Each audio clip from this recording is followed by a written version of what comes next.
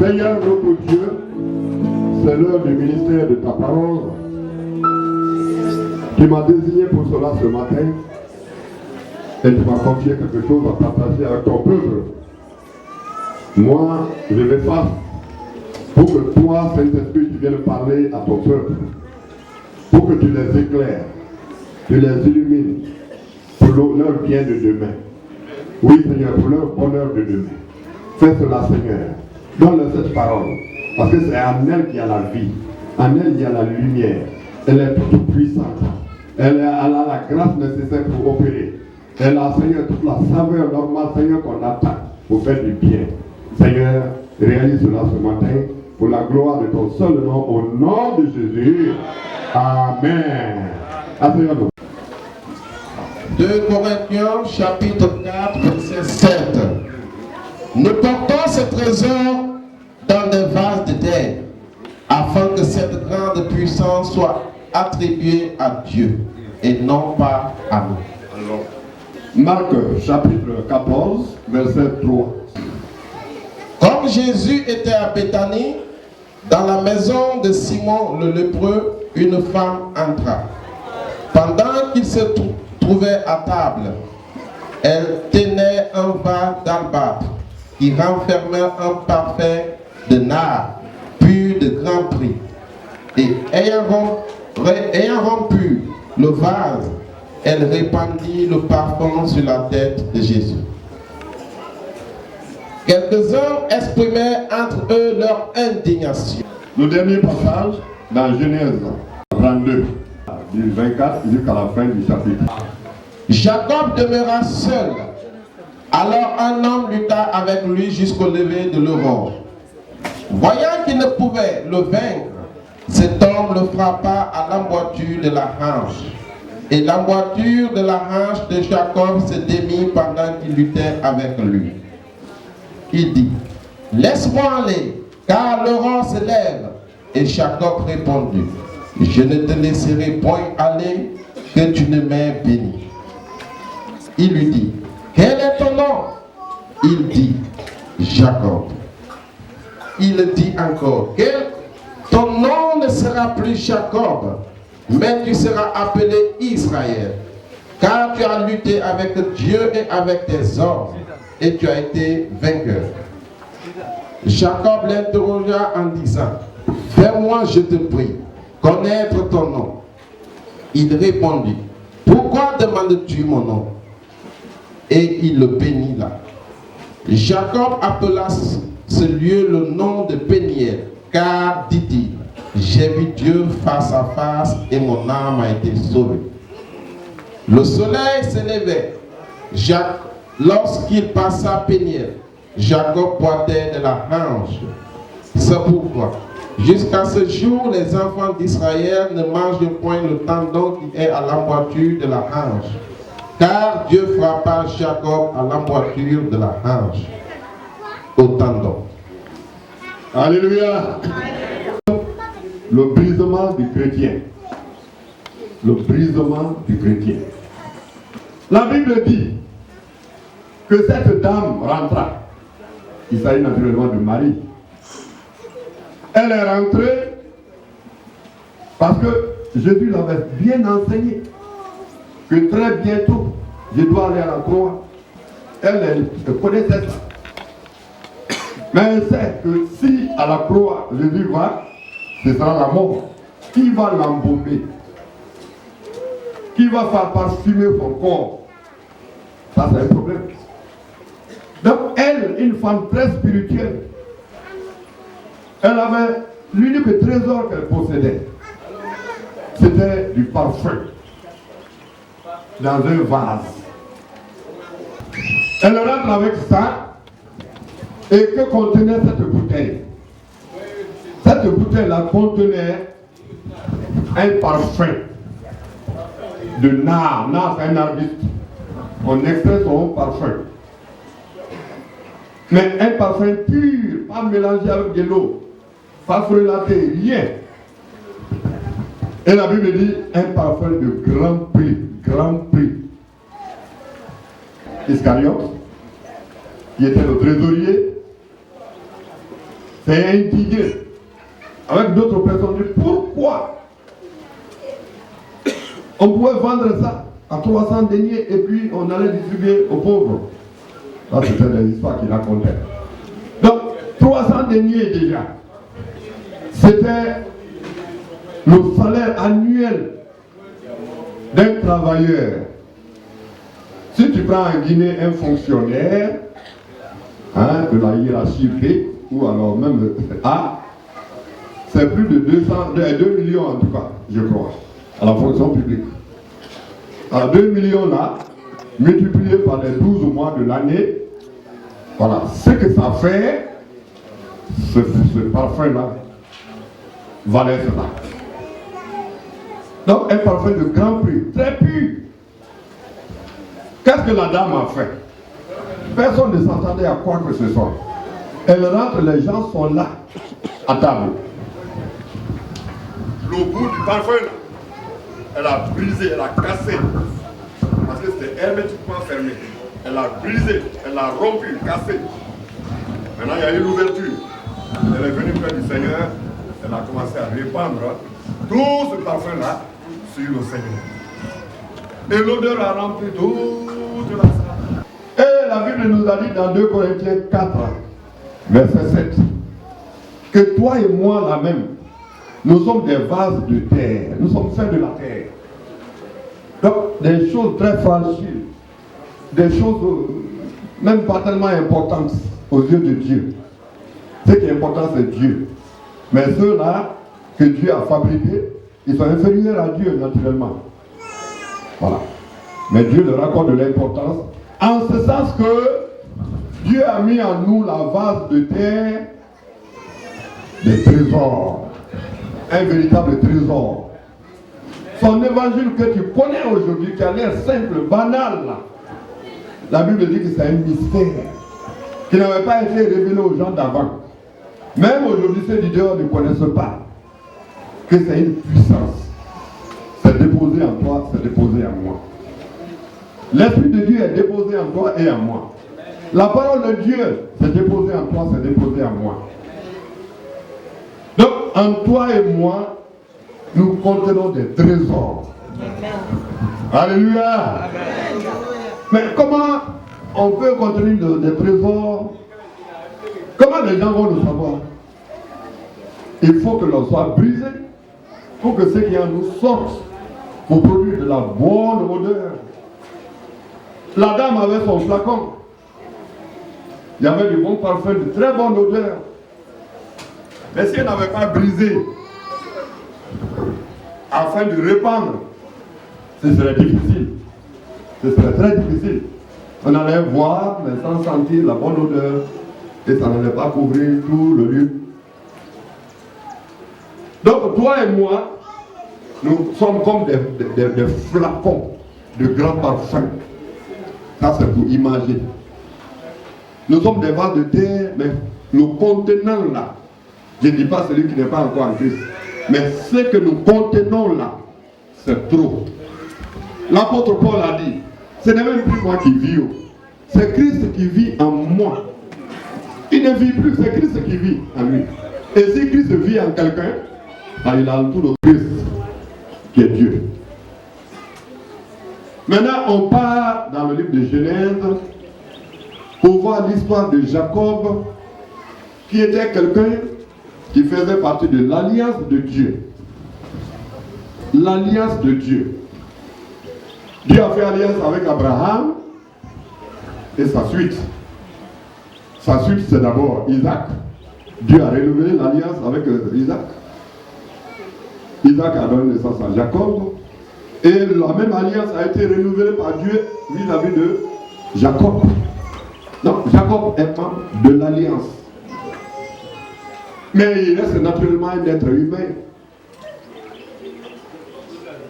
Quand on examine sa naissance, nous savons que Dieu l'avait prédestiné à être un grand monsieur. C'était des jumeaux. Mais Dieu avait dit auparavant qu'il sera plus que son frère. Mais il y a des gens Quand Dieu prophétise de bonnes choses pour leur vie, au lieu de laisser Dieu faire ou attendre le temps de Dieu que ça s'accomplisse, ils veulent ajouter pour eux-mêmes. Ils veulent forcer la chose. C'était un peu le cas de Jacob. Rien que dans le ventre de sa maman, il a voulu être le premier à naître. Alors qu'il a un aîné. Le plan normal prévoyait que son frère naisse avant lui. Mais il s'est mis à prendre le talon de son frère. Ah, tu ne sortiras pas avant moi, tu ne sortiras pas avant moi. Déjà, son attitude est là. Plus tard, quand ils sont nés, ses caractères, en tant qu'être humain, en tant que vase, en tant que personne charnelle, ses caractères ont commencé à jaillir. Quel caractère? La Bible dit, d'abord, il aime supplanter les autres par lui-même, au lieu de laisser Dieu l'élever. Deuxièmement, qu'il est rusé. Rusé là-bas dans le sens de la sagesse de Dieu. Mais une sagesse négative. Rouler les autres. Tromper les gens. C'est un roublard, comme on le dit. Il y en a plein dans ce monde-là. Ils roulent les gens, même dans les affaires. Tout ça pour qu'eux ils aient de l'intérêt. Il a volé le droit d'aînesse de son frère. Donc c'est un voleur. Il a trompé son papa pour qu'on le bénisse au lieu de bénir le grand frère. Tout ça c'était Jacob naturel. Jacob était plein des choses qui ne sont pas bonnes. Jacob était plein de lui-même. Lui-même là, c'est pas bien. Maintenant, qu'est-ce qui va se passer? Puisqu'il fait partie de l'alliance, il doit être brisé pour que les bonnes choses de Dieu puissent sortir. Ce qui est mauvais en lui là, qui se manifeste là, doit être attaqué, doit être détruit pour que les bonnes choses, le trésor de Dieu en lui, pour qu'on puisse voir. Mais s'il reste tel qu'il est, ça va vraiment envoyer de la confusion. Donc, qu'est-ce qui s'est passé? Lorsqu'il avait volé le droit d'aînesse de son grand frère, Esaü, et il a trompé son papa pour qu'on le bénisse, sa maman lui a dit qu'il faut fuir. Ton grand frère est sérieusement en colère. Il faut fuir, va chez ton oncle, va chez mon grand frère, dans notre pays où on m'a marié, va là-bas, je l'abandonne. Il a couru, il est allé. Il a été reçu là. Puis, il a trouvé nécessaire là-bas de se marier. Mais ce qu'il oubliait, il est malin, il est rusé, mais il est tombé aussi quelqu'un de très rusé aussi, plus que lui. Sinon, autant que lui. Le monsieur lui donne sa première femme, ma fille. Parce que c'est ça qu'il a désigné, il dit que je veux celle-ci. Il a dit, je veux celle-ci. Pour cela, il faut travailler. Avant, c'était comme ça. Même aujourd'hui, dans nos villages, on fait comme ça quand même. Il faut travailler. Et je te donnerai celle-ci comme ta femme. Il travaille 7 ans. 7 ans. Pour lui, donc, c'est fini. La femme doit lui revenir.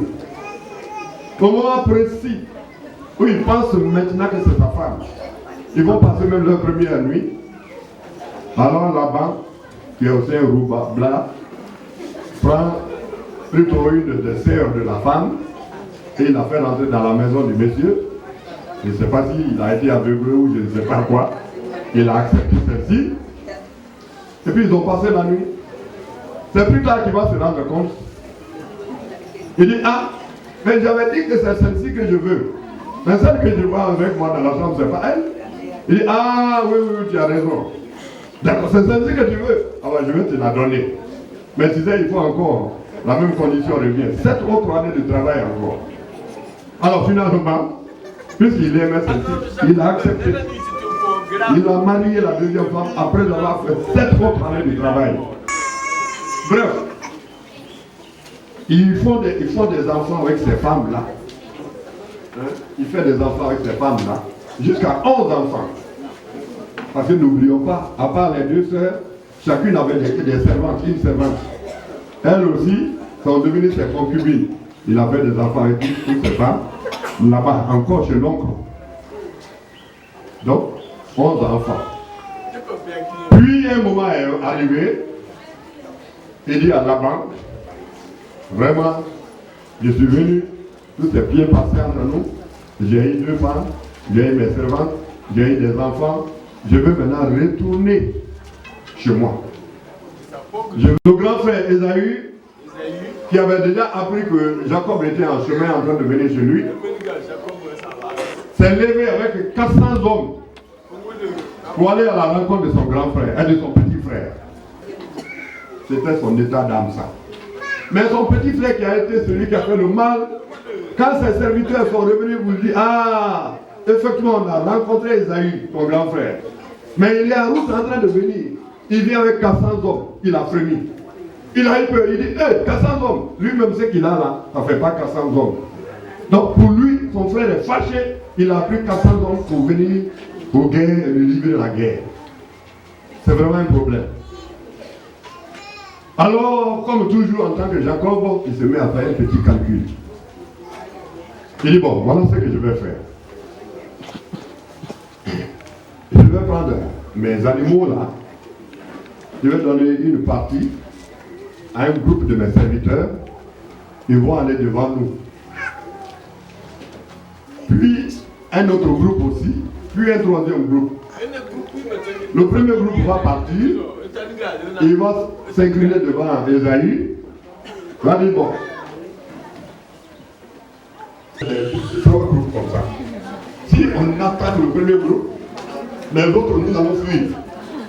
Voilà, nous allons fuir. Donc, c'est comme ça qu'il arrive à toutes les choses. Et lui, il est resté un moment avec ses femmes.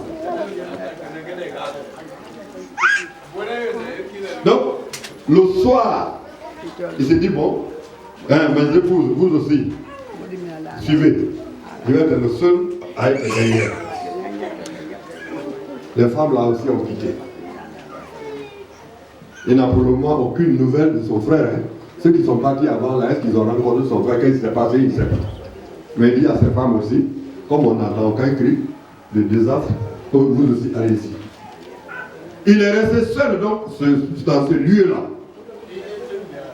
Et la nuit, à tomber la nuit, la Bible dit qu'un homme a lutté avec Jacob. Ils ont lutté. Le monsieur n'a pas réussi facilement à terrasser, hein, à frapper, à immobiliser Jacob. Mais qu'est-ce qui va se passer? Il oubliait que cet homme-là, c'est Dieu lui-même. C'est l'ange de l'Éternel. C'est la théophanie de Jésus qui est venue à lui comme ça. Quand ils ont longtemps lutté, pas moyen d'immobiliser Jacob. La Bible dit que cet homme-là a frappé à la hanche avec un coup très dur. Et à cause de cette frappe, de ce coup qu'il a reçu, sa hanche a été déboîtée. Ah, ça devient un problème. Au lieu de rester maintenant debout, avec toute sa force, pour combattre, hein, se tenant bien là sur ses hanches pour le combattre, il est devenu un boiteux. Maintenant, il est obligé d'être déséquilibré et en train de faire le combat. Dans ces conditions, il a échoué. Maintenant, dans ce combat, il ne pouvait plus réussir puisqu'il est déséquilibré. Ça lui fait mal d'un côté et il est déséquilibré. Et c'est là qu'il a perdu la bataille. Mais qu'est-ce qui va se passer? Il est tellement ténace, toujours en tant que Jacob, l'être humain naturel là. Le monsieur lui dit, bon, maintenant tu es dans cet état, c'est fini. Laisse-moi partir parce qu'il fait jour. Il dit, ah non. Moi j'ai fini de savoir que c'est toi le Seigneur. Parce que dans ce monde, personne ne pouvait me gagner sinon que toi, ce que tu viens de faire. Donc tu es le Seigneur. Je dois être béni avant que tu ailles. Il reconnaît maintenant que c'est le Seigneur. Alors, l'ange de l'Éternel veut le bénir. Mais encore dans sa vie, il y a quelque chose qui n'est pas toujours bien. Le nom Jacob n'étant pas bien, et ça se manifeste par son mauvais caractère. Il dit, quel est ton nom? Il dit Jacob. Alors tu ne t'appelleras plus dans Jacob. Tu es dans l'alliance de Dieu. Maintenant, là, tu vas t'appeler Israël, le prince vainqueur. Amen. Alléluia. C'est une histoire vraie. La preuve est que jusqu'à la date même d'aujourd'hui, et ce sera comme ça pour toujours, les Juifs ne mangent pas le tendon en question des animaux. Eux mangent tout sur un animal, mais pas la partie là. Mais qu'est-ce que je vais surtout dire qui nous concerne? Jacob était plein de lui-même, pourtant enfant de Dieu, faisant partie du peuple de Dieu, ayant alliance avec Dieu. C'était l'un des patriarches même. Mais pourquoi il est comme ça? Parce que ce que Dieu avait mis en lui, la glorieuse destinée là, la chose importante qui est le trésor que Dieu a mis en lui, quand Dieu disait que tu seras grand, plus grand même que ton frère là, est toujours là. Est toujours là. Mais il y a une carapace qui couvre. Dans la réalité, toi et moi, c'est même pas au niveau de notre hanche, mais c'est au niveau de notre cœur, de notre âme, que sont déposées les mauvaises choses qui empêchent la bonne chose de Dieu de jaillir pour glorifier Dieu. C'est nos caractères. Nos caractères humains, là. Notre ego, notre moi. Tu crois que tu es capable par toi-même. Alors que non. L'orgueil, la prétention, c'est à nous, les êtres humains. La révolte aux bonnes choses de Dieu, tu te révoltes, c'est en l'être humain. Tous les mauvais caractères, mensonges, vols, tout ça, c'est en nous, être humain. Nous devons être brisés. Quand ces mauvaises choses sortent, alors va jaillir maintenant la bonne chose de Dieu. L'homme qui va lutter avec nous, et qui a l'habitude de lutter même avec nous, c'est la parole de Dieu, c'est le Saint-Esprit. Nous l'entendons toujours ici, la parole de Dieu. L'Esprit de Dieu nous parle toujours dans nos cœurs. On dit, le caractère là n'est pas bon. Il faut laisser. Il attaque nos caractères. Mais des fois, nous luttons, nous ne voulons pas abandonner. Nous ne voulons pas abandonner. Mais si nous résistons, un moment viendra. Il a la capacité. Pour le moment, il parle dans les exhortations, dans les messages, dans les enseignements. Des fois, parce que le Saint-Esprit te parle doucement, doucement. Mais si tu es entêté, un jour viendra, il va agir avec force. Il va même t'humilier. Pour que désormais, tu ne puisses plus lui résister. Parce que tu es déjà dans l'alliance. Et ça doit être bien. Et pourquoi tu empêches le bien là de sortir? Nous sommes des vases de terre. Nous contenons un trésor. Et on doit voir le trésor là. Mais nos vies empêchent. Nos caractères empêchent. Cette année 2020, nous avons fait beaucoup de proclamations ici. Elles sont effectives. Elles vont vous atteindre tous, nous atteindre tous au nom de Jésus. Mais n'empêchons pas ces bénédictions-là de nous atteindre. Aidons Dieu alors à faire en sorte que ces bonnes choses qui ont été prononcées, que ça nous atteigne. Aidons Dieu à ce que les bonnes choses qui sont en nous la sortent dehors pour qu'on voit. C'est très très très important. Je ne te dirai pas que c'est tout de suite. Mais c'est avec le temps. C'est avec le temps. On n'est pas encore parfait. Moi souvent, surtout quand j'étais nouveau converti, quand la parole de Dieu sort, je l'écoute. Mon souhait même était que ce qui est en moi qui n'est pas bien, que ce soit dénoncé par la parole de Dieu. Pour que je saisisse et que je dise, ah, je croyais même que c'était bon, mais Dieu merci. Maintenant que je sais, je laisse. Petit à petit, petit à petit. Nous luttons toujours avec la parole de Dieu. Nous luttons toujours avec l'Esprit de Dieu. Qui dit que nous avons en nous telle chose qui n'est pas bien, mais nous ne voulons pas. De parler. Ah, moi, c'est ma façon de vivre. Mais est-ce que tu as comparé avec la parole de Dieu? Est-ce que c'est bon? Tu veux demeurer dans ça. Et les bénédictions qui sont prévues pour toi, c'est beaucoup. Mais tu empêches le Seigneur de te donner beaucoup là. Il te donne un peu seulement. Tu ne lui permets pas de te donner beaucoup. Alors le Seigneur veut, cette année, que toi, que moi, ce qu'il a, qui est en nous là, qui est trésor là, que ça sorte. Pour que les gens sentent la bonne odeur de notre bon parfum. Ou disons de la présence d'homme de Dieu en nous. C'est ce que le Seigneur veut pour nous. Pour cela, laissons tomber ce qui n'est pas bien. Pour permettre à ce qui est bien en nous de sortir. Amen. Dieu seul est le potier. C'est lui qui nous fait. Demandons lui, Seigneur. Il faut me modeler. Il faut me mouler dans ta moule. Pour que je sois ce que tu veux que je sois. L'Esprit de Dieu en nous sait ce qui n'est pas bien. Même notre propre conscience sait ce qui n'est pas bien. Mais nous les gardons. Si tu fais ça, tu n'es pas en train de bien marcher avec Dieu. Si tu fais ça, la maturité, tu risques d'être enfant encore, mais tu ne deviens pas fille ou fils de Dieu. On peut être enfant de Dieu, mais pas sans devenir fils de Dieu ou fille de Dieu. Être responsable, chrétien fait, des hommes faits, comme la Bible dit. Donc, mon frère et ma soeur, cette année, laisse-toi briser. Écoute le Saint-Esprit, obéis à la parole de Dieu. Ce qui est désagréable à nous, c'est pas, je ne connais pas pour toi, je connais pour moi.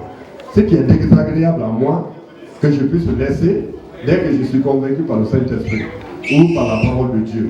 Et alors ce qui est bon va jaillir et les gens verront le bon parfum. Que Dieu nous bénisse au nom de Jésus. Amen. Alléluia. C'est bon.